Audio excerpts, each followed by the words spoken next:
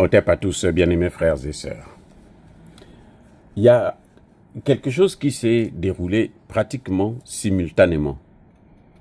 C'est comme si tout le monde attendait seulement le feu vert américain. Et on a l'impression que c'est un peu ce qui s'est passé avec Biden. Vous comprenez?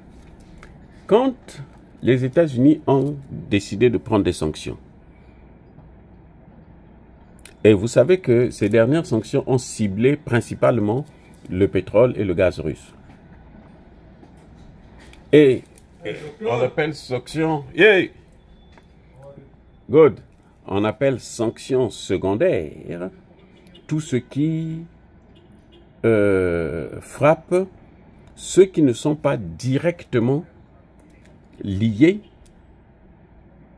à la guerre.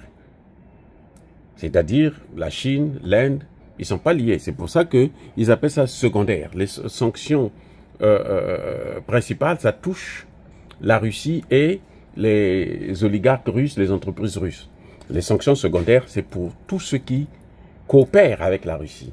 C'est comme aujourd'hui, si la Russie veut punir à des problèmes avec les États-Unis, elle prend des sanctions secondaires pour punir, par exemple, la France, la Grande-Bretagne, l'Allemagne, qui soutient ou qui coopère avec les États-Unis.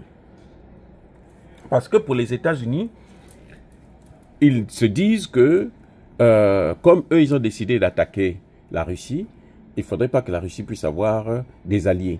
Tout allié de la Russie, il faut tout faire pour les séparer.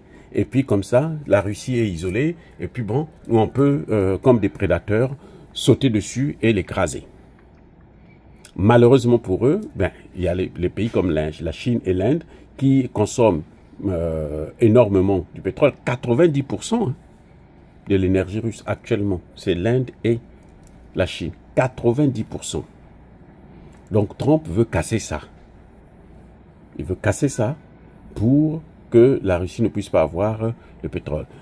Bon, c'est vrai, il y a des gens qui vont vous dire que la Chine et l'Inde ont suspendu temporairement leur achat de l'énergie russe, mais ça, c'est pas pour longtemps, c'est pour le temps, parce qu'ils sont en train de calculer comment ils vont faire pour se réorganiser, puisque même les banques qui permettaient de faciliter ces transactions ont été sanctionnées, donc c'est très difficile pour que ça puisse continuer par la même méthode, c'est pratiquement impossible.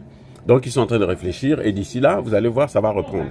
Parce qu'ils n'ont pas renoncé, ils n'ont pas annulé, ils ont seulement temporairement suspendu le temps de trouver une solution.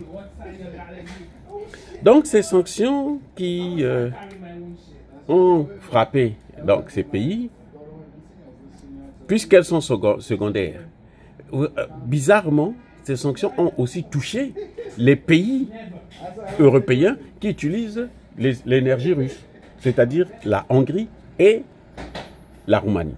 Et ces pays-là ont été touchés d'une manière terrible, puisque ils ont fait exploser carrément les raffineries en Hongrie et en Roumanie. Les raffineries ont explosé, comme par hasard. Ça a été pratiquement simultanément. On a pris des sanctions et puis maintenant on détruit ce qu'il y avait qui consommait, comme on avait fait avec Nord Stream 2.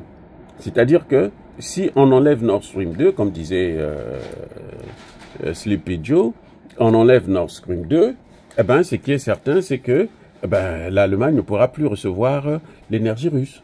Et ça a détruit l'économie allemande. C'est ça qui est à l'origine du déclin de l'économie allemande. C'est ça qui est à l'origine de l'effondrement.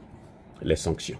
Maintenant, ils sont en train de faire ça. Ils ont fait ça avec la Hongrie, la même chose, et la Roumanie. Donc, le temps de réparer ces machines-là ou d'avoir d'autres nouvelles machines, ça va être difficile pour la Hongrie, ça va être difficile pour la Roumanie. Voilà le comportement des Occidentaux. Voilà comment ils se tirent eux-mêmes des balles dans le pied.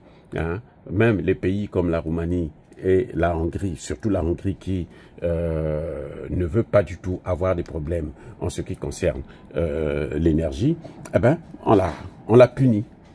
Voilà. Donc les sanctions n'ont pas touché seulement, n'ont pas été dirigées seulement contre la Chine et l'Inde, mais aussi contre les pays européens, y compris l'Allemagne. L'Allemagne, son problème a été réglé depuis la destruction, l'explosion de Nord Stream 2, mais maintenant là, elle a des raffineries aussi qui continuent à utiliser le GNL, et ça, c'est fini, ils ne peuvent plus le faire. L'Allemagne est en train de négocier avec les États-Unis. Les amis, soyez bénis.